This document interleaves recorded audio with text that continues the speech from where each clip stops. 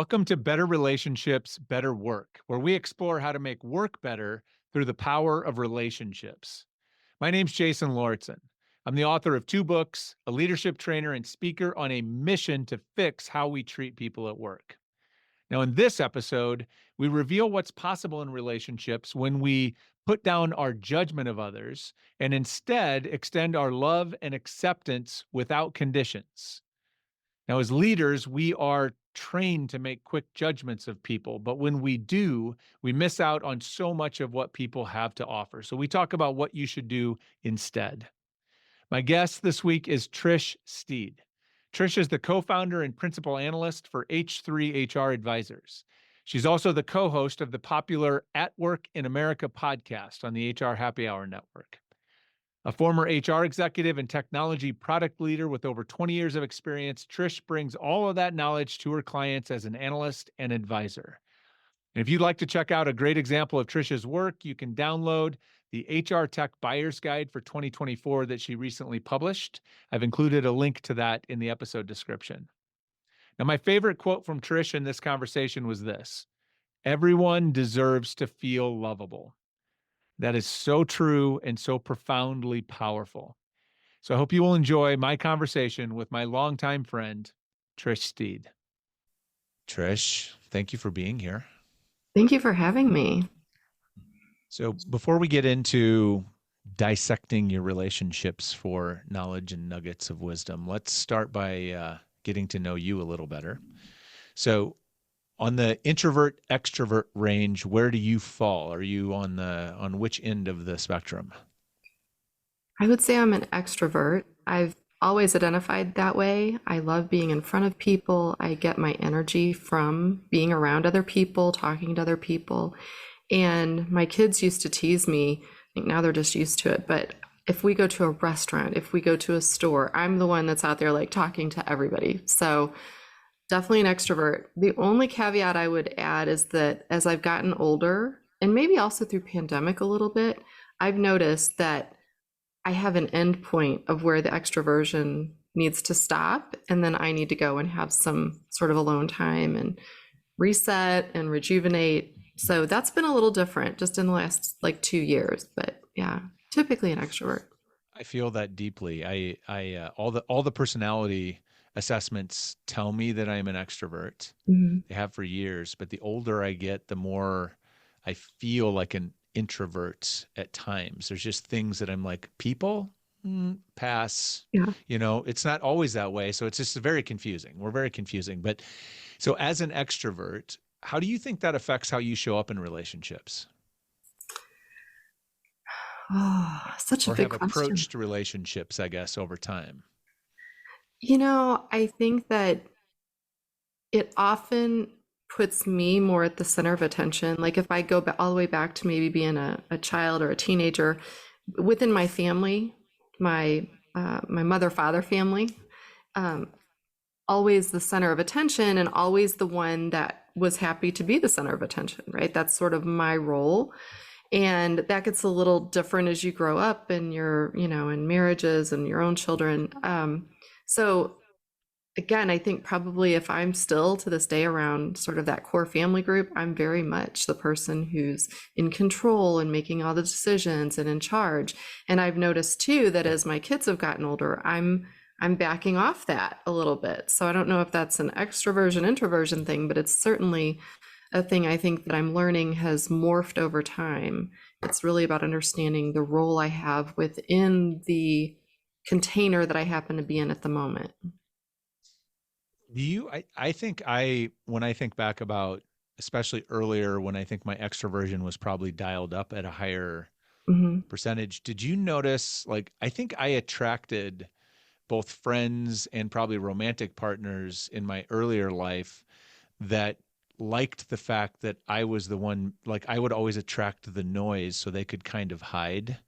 Like the people that didn't Mm. want to be the center of attention or didn't want, like they Mhm. kind of, I don't know. I've reflected on this many times. I think that was, and I don't know that that was necessarily always the right partners or the right friends for me, but I just wondered if that was true for you.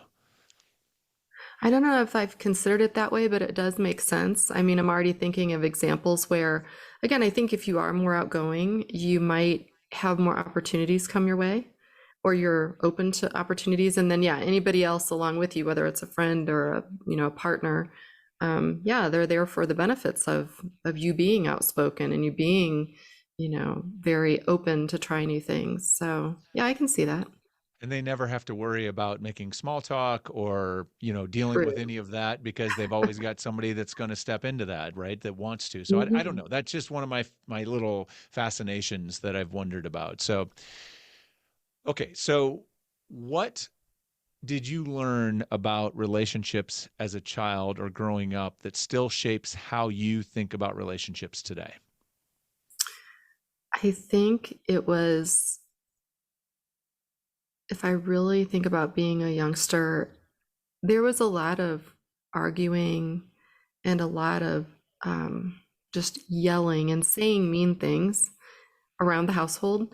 And what I took away from that, because I think you can go one of two ways, right? You can either model the behavior you're sort of witnessing as a child, or you can go the complete opposite direction. So I went the opposite direction. And not that I never say anything mean, but one thing that I really remember being maybe even in college and thinking, if something is going to hurt someone, even if it's true, like air quotes true, right? Whatever your truth is, Right. it doesn't mean it has to exit your mouth.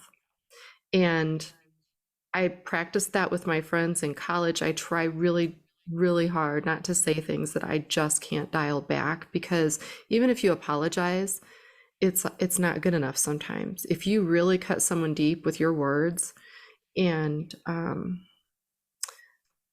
I'll share something. There was one point, my parents, cursed a lot and everything when I was growing up. And there was one point my dad called my mom a bad mother. And that was like the worst thing he could have said to her. And now, 50 years later or so, she still hangs on to that.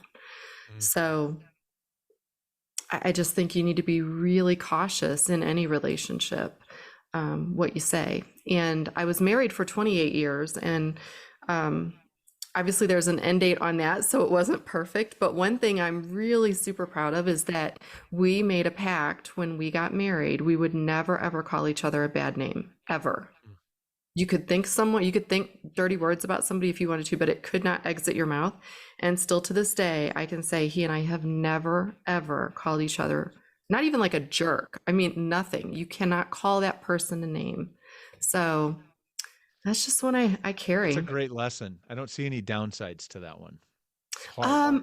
The downside, Jason, is that a lot of people don't operate that way. And so then you find yourself in situations sometimes where it very much feels like you have to turn the other cheek, Mm. which is very, very difficult. So certainly Yeah. some people like to, I mean, it's a comfort. Again, like Sure. no shame in it. I grew up in that sort of a household, right? And I have lovely parents. They're wonderful people, but I think you can then get yourself in a situation where someone says something really cutting and hurtful to you and you don't quite know how to come back. So that's my challenge and the downside of maybe not doing it. I still think I would argue that that's still, I don't think that's a downside. I think because that's one of the things I talk with my kids all the time is, bad behavior does not justify bad behavior. True. Right. So I think you're winning. That's all I'll say. Trisha's winning. So, Thank right. you. Don't call Two me a quick name. questions. Yeah. Two quick questions for you. Okay. One, what is the quality you value most in a friend? I value loyalty. I am like fiercely loyal to a fault. Um, we've been friends for a very long time. I don't even know how many years, a long time, more than a decade. If I thought someone was doing something to talk bad about you or hurt you, even if I liked them, I would absolutely like cut that person out of my life, like gone. And so I value that in people too, though. I sort of value having a group of people that I surround myself with that I trust and that I know are going to have my back. Most important. Loyalty. And in 5 words or less, what is the fastest way to lose you as a friend?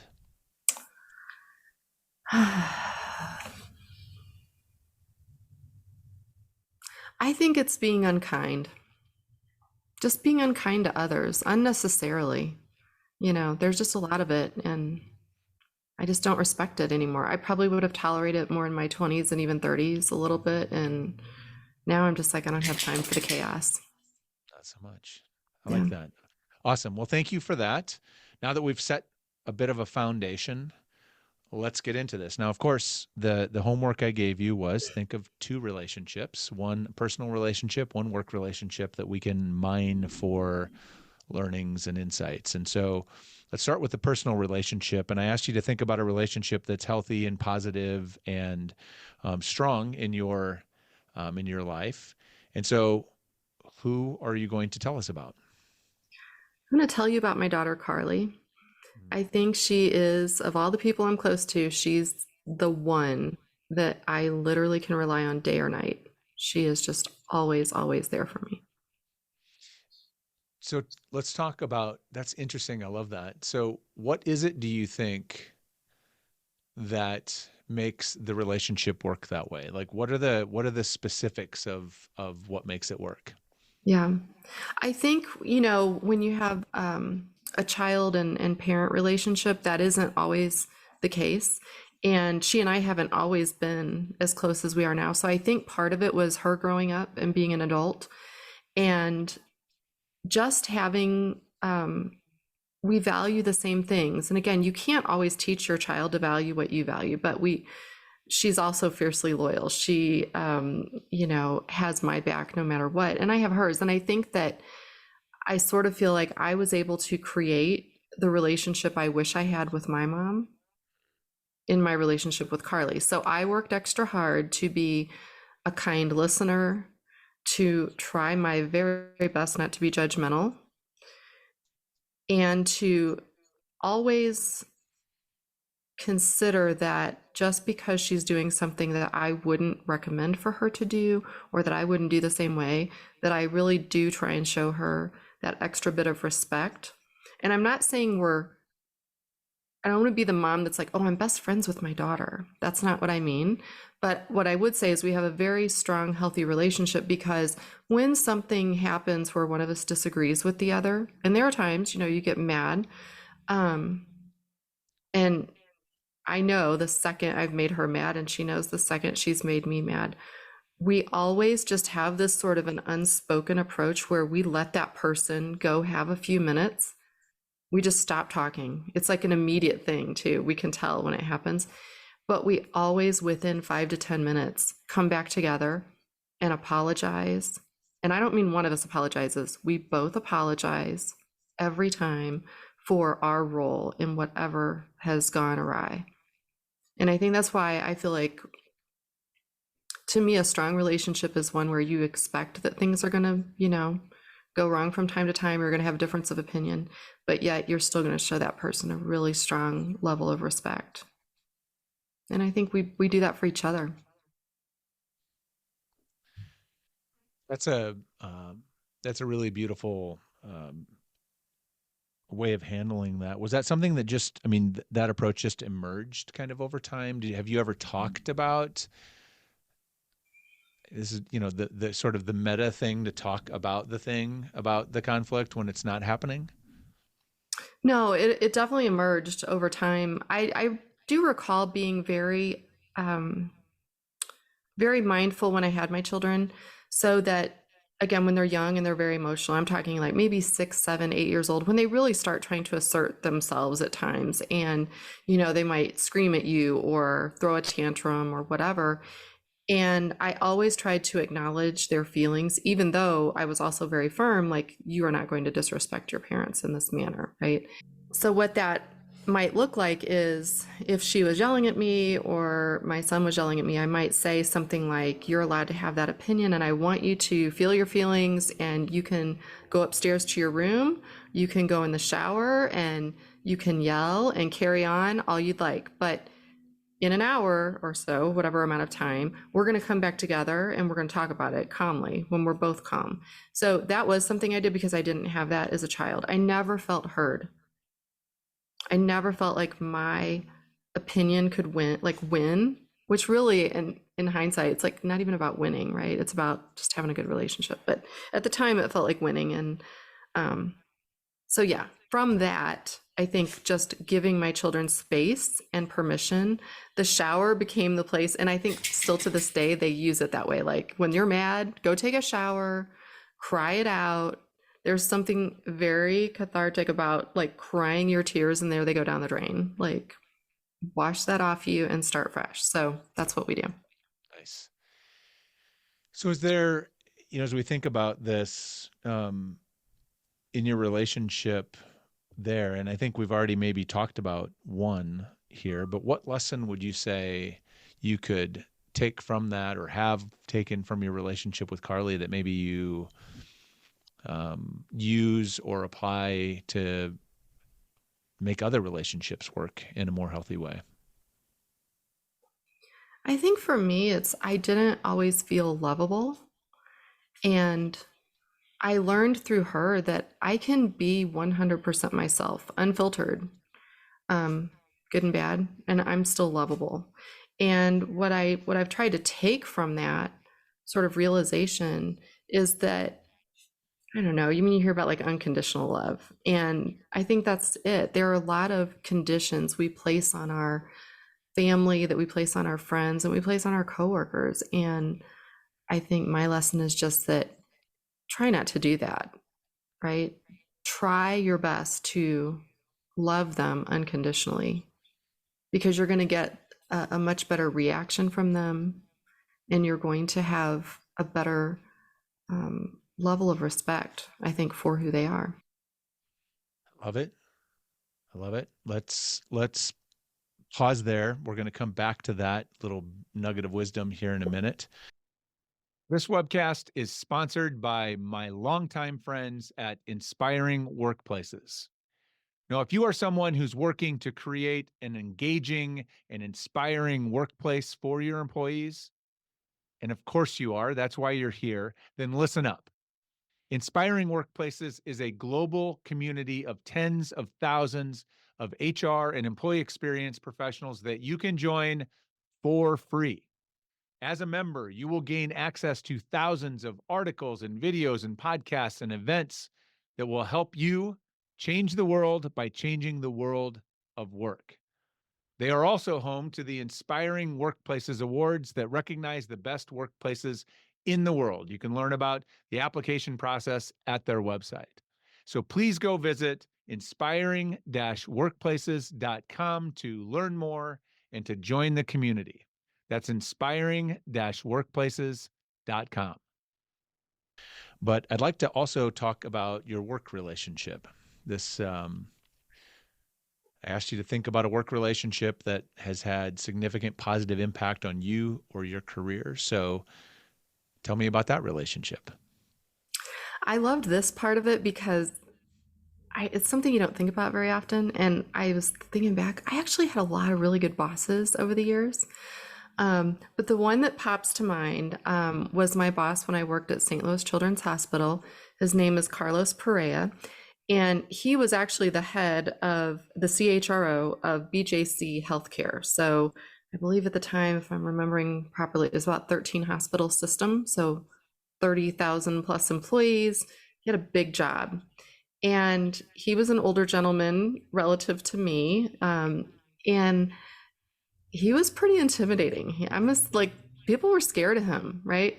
Partly because he was a CHRO, he had worked his way up and deserved the respect, but partly because he was raised in the GE model. He actually worked at General Electric in the Jack Welch days, and so he just had a very kind of hardcore, no nonsense approach. And for whatever reason, when I met him, I went to a training or something and he was speaking, and everybody around me was like, oh my gosh. And I just was drawn to him. Like, oh my gosh, I want to learn everything from this man. And fast forward over the time I worked there, the couple of years I was there, he was so instrumental in just every single thing. The way I approached my work completely changed when I met him. So talk to me about that. What was it about the relationship that had such an impact? Can you isolate a couple of things about the dynamics of the relationship Yeah. or something he did that really had the biggest impact on you? I think a couple things. The first was that he showed me he was just a person. So, yes, I had a healthy respect for his title and for him, but I saw who he really was. And so when I would go over to visit, his office, for example, or maybe we'd grab a bite of lunch and be talking about work, but he was always very approachable, very warm, and struck me as just incredibly brutally honest. And I really respected that because at the time I hadn't really had a lot of people, that had done that. I grew up in public accounting, which, not that there are not honest people, of course there are, but sometimes, you had to really watch what you said. It was highly politicized when you were in that environment. And people didn't always say exactly what they meant. So it was a lot of deciphering. And so I felt like I met Carlos and I was just like, this guy's going to tell me exactly what he thinks. Yeah, it's sad that that's so rare at Yeah. times, especially in certain areas. Yeah. But you know it when you see it or For hear it. sure. Right. Cuts And then I was through, like, right? It rings like a bell, like when you yeah, feel it. You're like, okay, mhm, yes, I will follow that person. that's right. So what would you say, let's distill it down to a lesson or two that you learned from that relationship that you've been then able to take forward and apply elsewhere? Yeah. He's the person I've learned the most from. So again, all the credit in the world because I spent about a decade in public accounting and I learned all sorts of things. But one of the things we always did was about filling the gaps. So it sort of applies to today where, you're talking a lot about reskilling and upskilling and, what you're going to be doing next. And in public accounting, there was always this sort of like, what's the next promotion? Oh, what are my gaps in skills? And now I need to fill the gaps, right? So I was always in that kind of churn, filling the gaps. When I met Carlos, it was a time where I didn't want to leave my job necessarily. I loved working at St. Louis Children's Hospital. And he saw in me that I was ready for that next step. I was ready to be a VP of HR. And I was a director at the time. And he sat me down and he said, enough of filling the gaps. Like, get on with it now. Use what you know and get out there and do the job. And I was sort of mortified at first. And in hindsight, that's been such a good lesson. Yes, there is a time and a place to fill the gaps, and especially in this day and age where we're talking a lot about skills. But I think there's also a lot to be said for getting out there, finding that role that you are now ready for, and just settling in for a while. You don't have to constantly be on that. It's like a hamster wheel. The other thing I would say he taught me, and it was another big one because I'm still in touch with him to this day. But so the job that I took, being the head of HR, my CEO was challenging. Liked him a lot, but we definitely did not like click. I don't think he clicked with anyone, in fact, really. And that was my challenge. That I kept telling Carlos, I was like, I think I'm going to crack that nut. Like, I'm going to be the person that's going to just connect with this man and like we're going to be buddies and accomplish a lot of things, right? I was very ambitious. And he told me, he said, don't always think you're going to crack the nut. Sometimes you're not. And he said, Trish, if you were to walk into your office every single day and as you did, I think he said, if you were like cussing every single morning as you walked in the door, he said, would your team say anything to you about it? And I'm like, probably not. They'd probably just think like, oh, that's just what she does. And he goes, right, like you wouldn't expect them to come in there and get you to behave differently. It's just the way you'd behave, right? So I just have always remembered that and thought,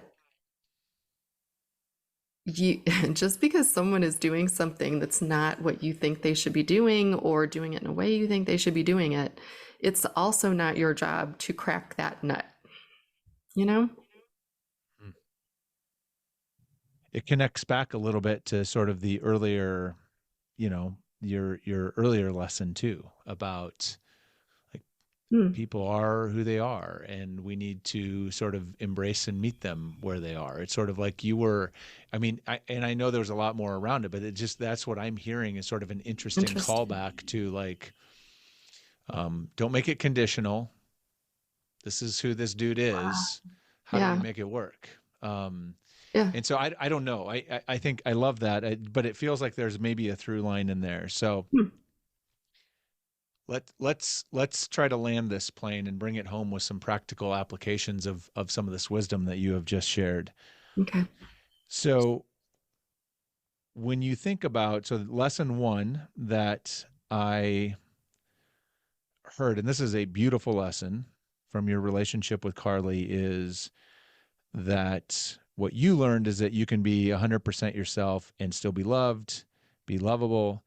And so the call to us is to remove the conditions we put on loving others. Just love them as they are. And that if you do, you will, like, sort of, then they can bring their best. Hmm.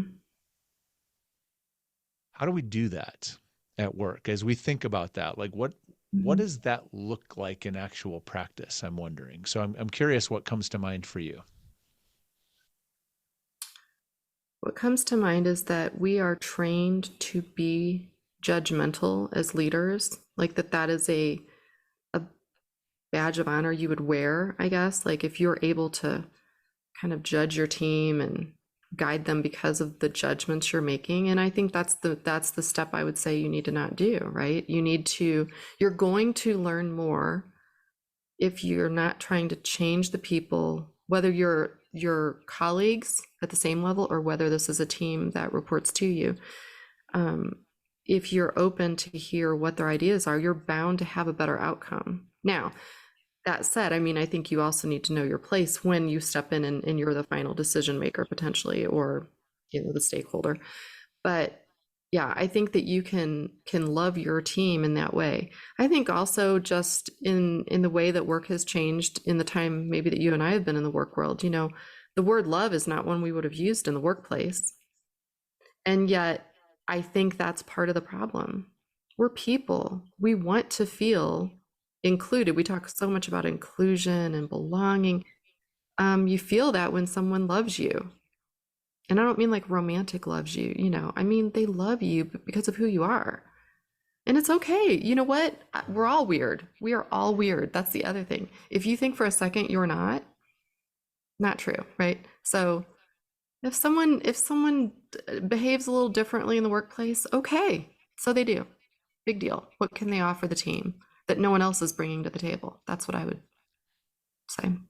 Well, and this is where I think um, it connects to the other kind of bit of some of the lessons and advice that you shared from Carlos, Hmm. right? Because that's, on some level, at least what I'm hearing, is that's part of what he was doing for you, right?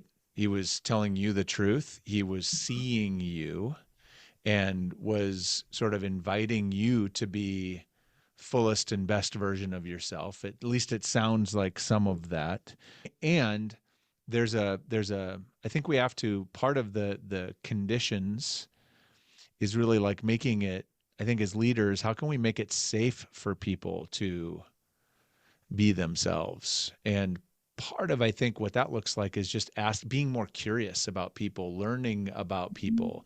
So often we just, like, to your point, we put people kind of in a box, or we want them to fit a particular mold, and we don't learn about them to understand what they're about and who they are and what makes them unique. And as you do that, as you get to know people, it becomes a lot harder not to care about them, I think, or Hmm. not to embrace that.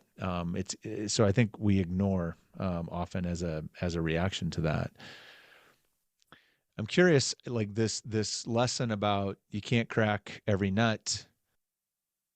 What does that look like? I mean, how would you encourage people to bring that forward into how do we foster a better work relationship? What does that look like in terms of practical advice or practical behaviors that you might recommend? If you are trying to change someone else's behavior, you're in essence wasting your time because we are who we are. So I think we're going to be better served if we're worrying about spending our time on adjusting our own reactions and responses to the behavior. Now, I'm not talking about behavior that's detrimental to a client or production or something like that, but I mean, just in general, again, it kind of goes back to we're all nuts. That was, I think, my takeaway from Carlos. It's like, it's not about cracking the nut, right? It's about finding common ground. And actually, after he did that with me, I was able to go talk to that CEO, and we had a great relationship following that. I mean, to the point he gave me his cell phone and said, if anything happens, we were in like 2 different locations. If anything happens, you just call or text me. Now, again, how often would I have to do that? It was more the gesture that we had sort of made a bridge. And that's what I think we can all do. So it's not about cracking the nut, it's about understanding what little tiny thread may you have between you and that person, because that's at least something. And you then build that relationship upon that thread. What I'm hearing you also say that I've heard of a phrase that gets used a lot is meet people where they are. Mm-hmm. Right. Rather than expecting them to meet you halfway, or to come to you, like meet people where they are, who they are. I do Yeah. think people do choose to change their behavior sometimes. I know I have. Mm-hmm. I've had times where people have come to me and said, you know what, this thing you're doing hurt me. And Mm-hmm. it's like, okay, that is not my intention. Thank you for letting me know. I do want to change. I don't know what that looks like, but I am going to work on this thing. A lot of times I think what I'm hearing from you is like we expect them to change first or sort of like meet us someplace first as opposed to going to them and trying to find that connective point. And then you can have some conversations that may or may Mm-hmm. not result in progress, but we all change over time, no matter how much of a nut we are. So That's right. I love that. I love that. We can't crack every nut, and you probably shouldn't try. So, Mm-hmm. Trish, thank you so much. This has been fun. Lots of good stuff in here. Lots of learning. So I really appreciate you making time and spending some time with me today. Thanks for having me. I love talking about it. Hope you enjoyed today's episode. More importantly, I hope you learned something from the episode that can help you right away. Now, if you'd like to reflect on what you can learn from your own healthy, positive relationships to make work better, I've included a link in the description below where you can access and download what I call the relationship reflection exercise. This includes the same questions that I ask each of my guests to reflect on prior to our conversation on the webcast. Also, if you found today's episode valuable, I'd ask 3 quick favors of you. Number 1, please like the episode. By liking the video and adding a comment if something spoke to you or stood out to you as really significant, you give me some great and valuable feedback, but you also help others find the video. I'd also ask you to subscribe to the channel. That does 2 important things. One, it makes sure that you won't miss any upcoming episodes, and it sends me the message that you like the kind of content that I'm creating here. And finally, please share this video with someone who you think might benefit. What better gift can you give someone than the gift of better relationships and a better work experience? I'm really grateful that you were here today, and I look forward to seeing you next time.